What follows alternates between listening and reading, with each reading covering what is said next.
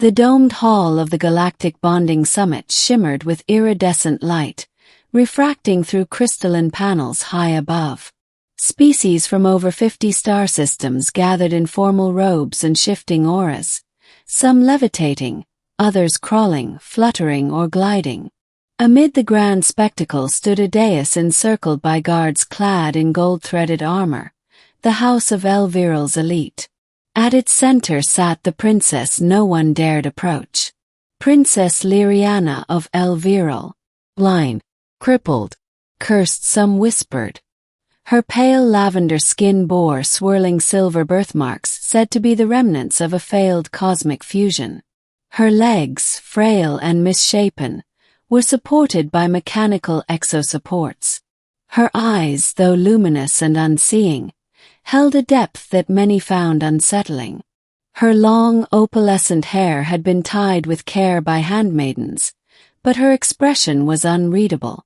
Traditionally, bonding was an act of alliance, sometimes political, sometimes deeply personal. For a royal it was sacred.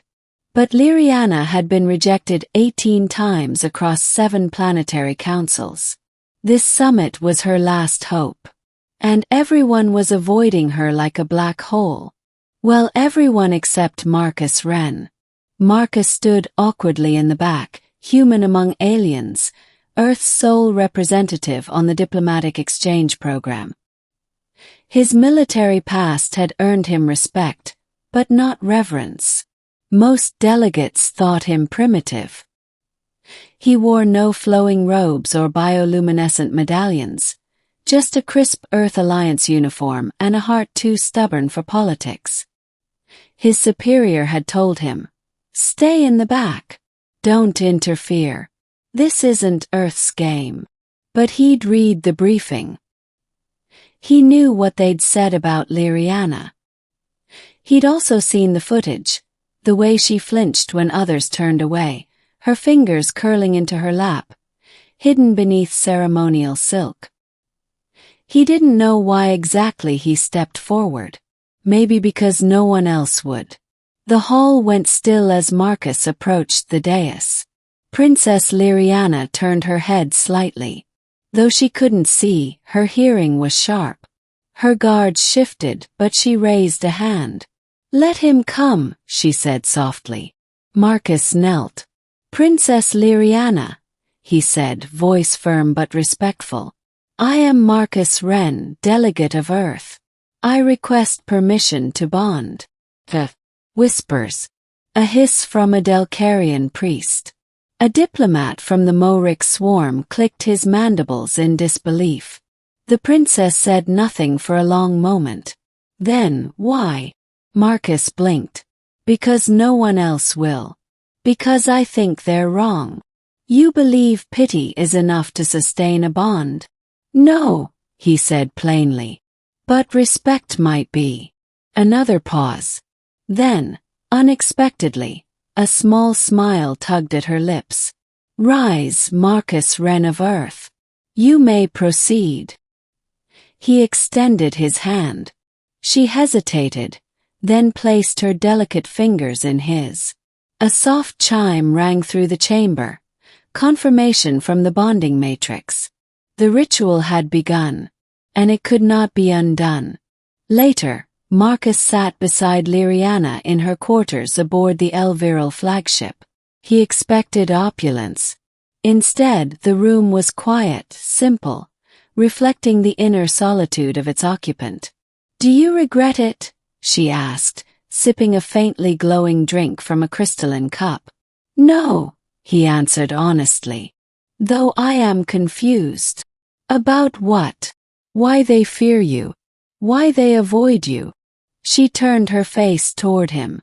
"Because I'm not what they expect. My people believe in perfection, beauty, power. I am a deviation, a broken branch on the lineage tree.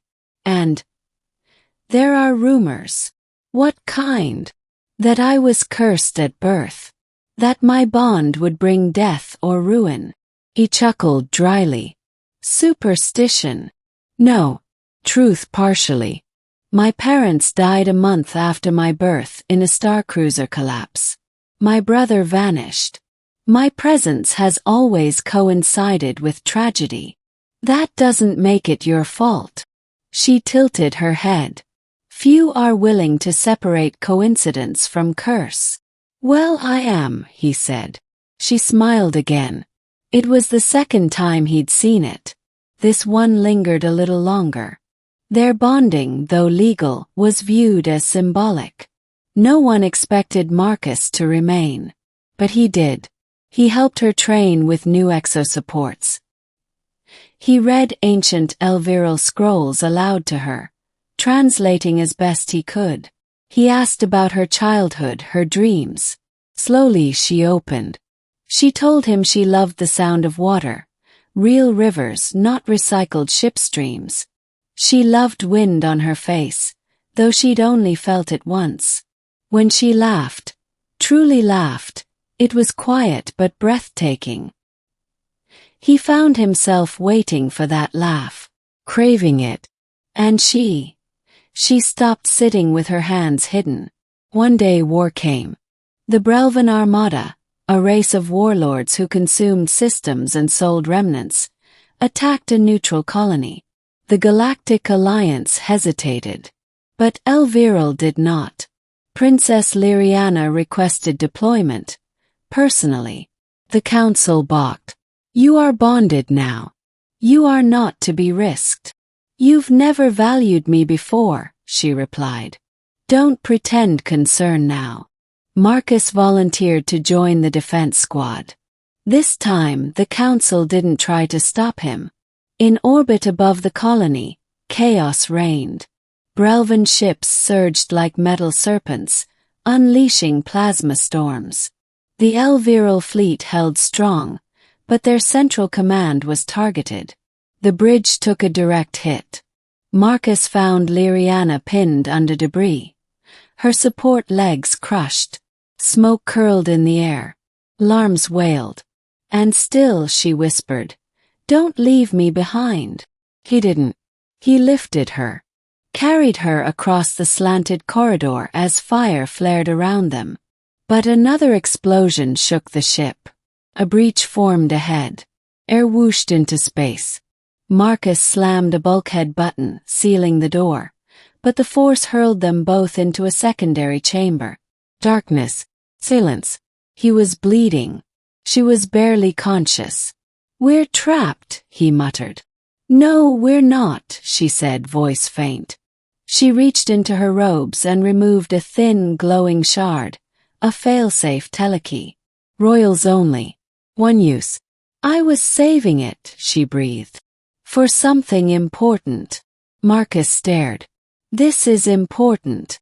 She pressed it into his chest. "No. You are." And activated it. Light swallowed him. He screamed, "Liri'ana!" But she was gone. Or he was. He awoke in medical on an Alliance cruiser. The captain told him the Elviral flagship was destroyed. No survivors found. Marcus refused to believe it. He returned to the ruins with search crews. Week after week. Nothing. But then a signal. Faint. Buried under electromagnetic wreckage. Life pod. Crack. Guard. But functional. And inside her. Life. Barely. She opened her eyes, sightless as ever, and whispered, "I knew you'd come." Months passed. She couldn't walk anymore. The exosupports were gone. But Marcus built new ones, with human tech and Elviral alloys. He called them wings, not legs, because that's how she moved with them, light gliding. When she reappeared before the council, there was no mockery, no disdain. There was awe and silence. "Let the record show," announced the High Chancellor, "that the bond between Earth and Elviral is the strongest forged in this era." Liri'ana stepped forward, holding Marcus's hand. "I may be broken," she said to the room of once dismissive delegates, "but I am not lesser. I may be blind, but I see more than you ever will. And this man, this human, taught me that. In time they built something more than alliance. He taught her about earth oceans. She taught him how to hear star song. They held hands under twin moons. They whispered in two tongues.